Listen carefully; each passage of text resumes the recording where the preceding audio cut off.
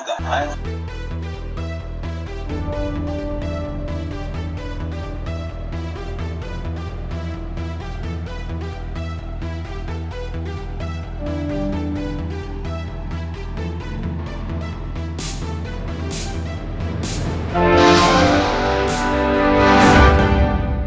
byari ibyishimo, byari ibintu byiza cyane ubwo uwitwa The Ben n'uwitwa Bruce Melody bahuraga nyine nkuko muri kubireba mu nama cyangwa se mu myiteguro y'igitaramo bagiye gukorana muri BK Arena kizaba ku itariki ya mbere ukwezi kwa mbere 2026. ubwo ni ejo bundi kabisa umunsi bonane izaba yabaye.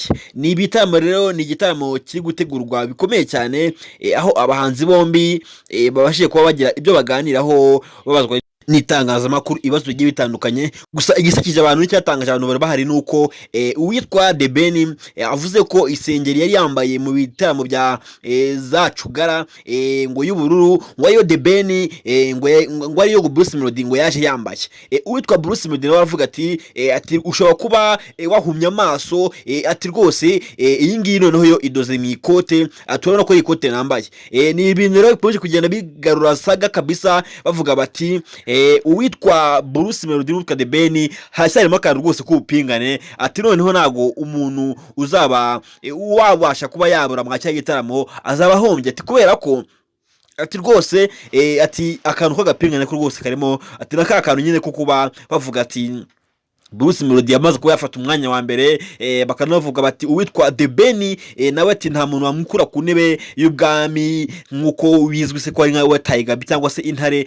Ni umuntu rero ukomeje kuba uvugisha benshi nyuma y'akana akoze noneho ko kuba asusanya n'uwitwa Bruce Melody akamukurura akamutama mu bituza bye kabisa, ubona ko Bruce Melody rwose agaragaye nk'umwana.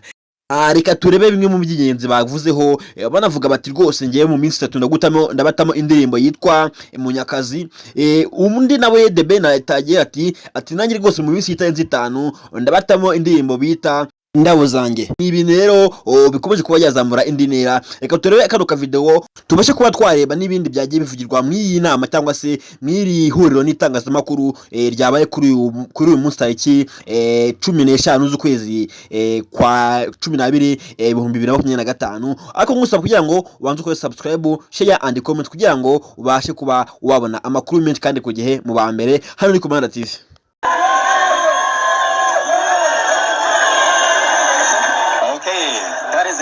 I think we are done with the questions of hugging. Okay, next one.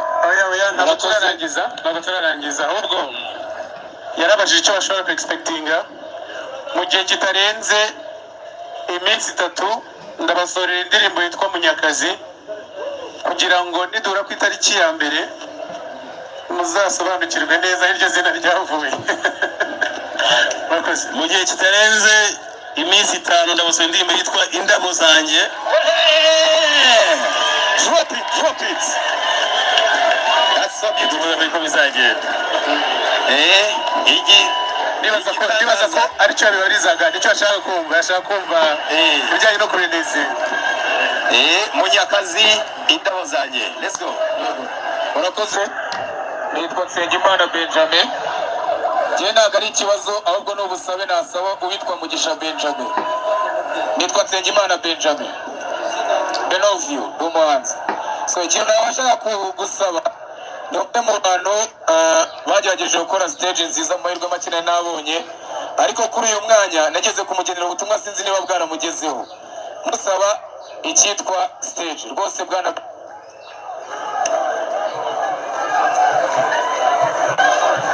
urayihawe.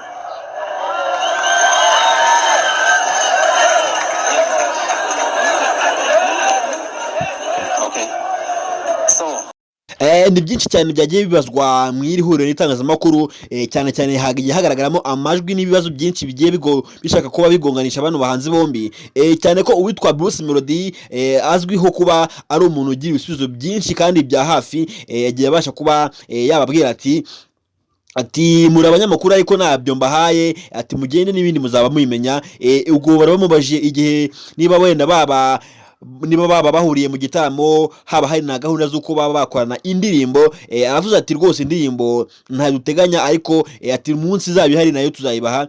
ariko hari n'uwabajije ko ngo nyuma y'ibi bitaramo y'iki gitaramo kizabera muri BK Arena ngo hari uzishyura kugenda ataramira mu bitaramo by'undi azakora bizenguruka igihugu cy'u Rwanda, ngo azaba arimo kubikora nk'inyishu cyangwa se akaba aricyo kiguzi nyine cyuko nabo yagiye gutarama mu gitaramo gisoza umwaka. Uwo nta wundi bavuga rero, bavuga ko nyine uwitwa The Ben afite ibitaramo bizajya bizenguruka igihugu cy'u Rwanda, ko uwitwa Bruce Melody agomba kubitaramamo akabiririmbamo nta n'amafaranga make yishyuwe, ahubwo nyine ari kwishyura ibyo yakoreye muri BK Arena nyine muri iki gitaramo kizaba ku itariki ya mbere. Ni ibintu bivugwa ariko nyine uwitwa Bruce Melody yavuze ati rero ati kuba ibyo ngibyo bivugwa ati ntabwo ari byo, ati kandi nibiba nabaho nabyo muzabimenyeshwa nyine ikindi gihe, bizaba ari ibintu bisa nkaho byateguye byongeye guterurwa nyine bushya ariko bidafatanye n'ibi ngibi. Rero ni ibintu abantu benshi bagiye bagarukaho cyane bavuga bati uwitwa Bruce Melody ntago apfa kwemera nyine ibintu gutyo gusa ngo afe ko yaguha amakuru. Rero ni ibintu abantu bakomeje ko bagarukaho bavuga bati uwitwa The Ben koko yaba yaramuciye amafaranga menshi, ati kugira ngo se umuntu abe yafata yamuzana mu gitaramo ariko nawe akazamwishyura agenda amuzengurutsa igihugu cyose atarama, ati ni ibintu byaba bikomeye cyane, ati haba harimo ihangana rikomeye cyane nyine. Ni ibintu rero impande zombi zigenda ziganiraho zikavuga ziti uko biri kose ati ntabwo umuntu apfa guhomba. Kandi uwitwa Bruce Melody yavuze ku kijyanye no kuba abo bazamukanye yarabatabishanga cyangwa se yarabibagiwe kandi barihiringanye. Hari havuzwe uwitwa Ama G The Black, havugwa n'uwitwa The Ben. Ubwo Ama G The Black ni ku ruhande kwa Bruce Melody, uwitwa Bulldog avuga ku ruhande rwa The Ben. Ubwo rero Bruce Melody we yavuze ati rwose ati ntabwo nigeze nererana uwitwa Ama G The Black, ati ahubwo uko umuntu atubaka ibintu ngo byuzurire rimwe, ati ni nako uwitwa Ama G The Black nawe yasigaye bikarangira nyine ngewe nzamutse. Rero ni ibintu yavuze ko bitari gukunda ngo bose bazamukire rimwe, ahubwo yuko nyine bitewe nuko n'impamvu z'undi umwe ari wabasha kuba yagera imbere. Aravuga ati mu ishuri habamo uwa mbere hakamo n'uwa nyuma, ubwo rero ntago waza umbwira ngo narakwanze wapi, ahubwo nyine nuko hari ibintu bigiye byaragiye byikora kuriya, naho ubundi ati nta mutima mubi mfitiye uwitwa Ama G The Black, ati nta rwango mfitiye abo twazamukanye bose.